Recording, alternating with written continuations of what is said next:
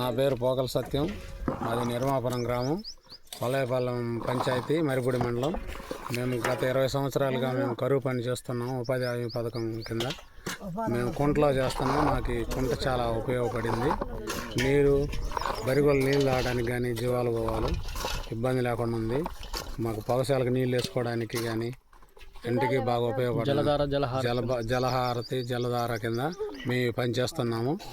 మాకు ఈ అవకాశం ఇచ్చిన ముఖ్యమంత్రి వర్యులు నారా చంద్రబాబు నాయుడు గారికి, ఉప ముఖ్యమంత్రి పవన్ కళ్యాణ్ గారికి, శ్రీ నరేంద్ర మోడీ గారికి అందరికీ మేము కృతజ్ఞతలు తెలియజేస్తున్నాం.